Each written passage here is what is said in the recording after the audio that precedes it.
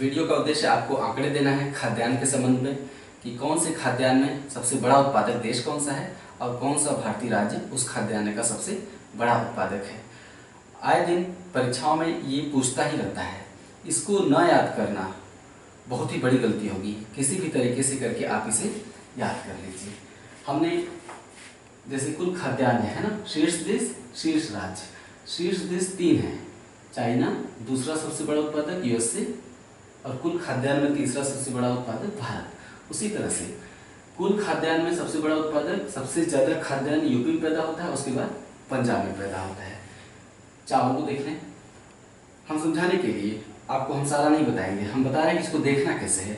चावल में सबसे बड़ा उत्पादक चाइना नंबर 1 पे है, नंबर 2 पे भारत है और नंबर 3 पे इंडोनेशिया है। मैंने जितने भी देशों के नाम लिखे हैं पिछले वर्षों में परीक्षाओं में प्रश्न पत्रों में आए प्रश्नों के आधार पर ही बनाया है। जैसे कि हमने दालों और तिलहनों के बारे में केवल एक देश लिखा है। इनमें दूसरा तीसरा देश आमतौर पे नहीं पूछा जाता कि चने का सबसे बड़ा उत्पादक देश कौन सा है, दूसरा सबसे बड़ा उत्पादक देश कौन सा है, या फिर मूंगफली या सोयाबीन का तीसरा चौथा उत्पादक देश कौन सा है। ऐसे सवाल कम आते हैं। खाद्यान्नों के विषय में दूसरा तीसरा चौथा देश पूछ लिया जाता है। या फिर चावल उत्पादक देशों के संदर्भ में कौन सा क्रम सही है, 3 देशों का क्रम बना देगा अलग अलग विकल्पों में, है ना। तो जो प्रमुख खाद्यान्न है उसमें कम से कम 3 देश याद करना बहुत जरूरी होता है।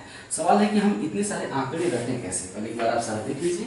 ये खाद्यान्न दिया हुआ है, चावल गेहूं मक्का ज्वार बाजरा जौ मोटा अनाज, है ना।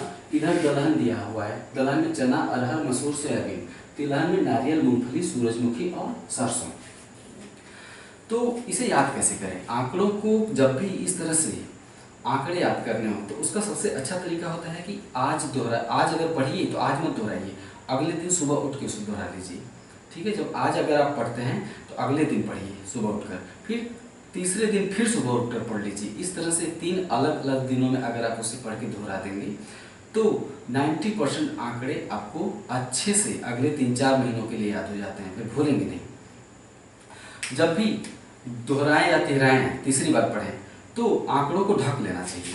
जैसे अगर आप चावल पढ़ रहे हैं तो शीर्ष देशों के आंकड़े ढक लीजिए, शीर्ष राज्यों के आंकड़े ढक लीजिए। खुद से याद करने का प्रयास करिए। क्यों? क्योंकि पहली बार या दूसरी बार आप पढ़ चुके हैं, अब तीसरी बार उसे नंगे आंखों से ना पढ़िए, ढक लीजिए।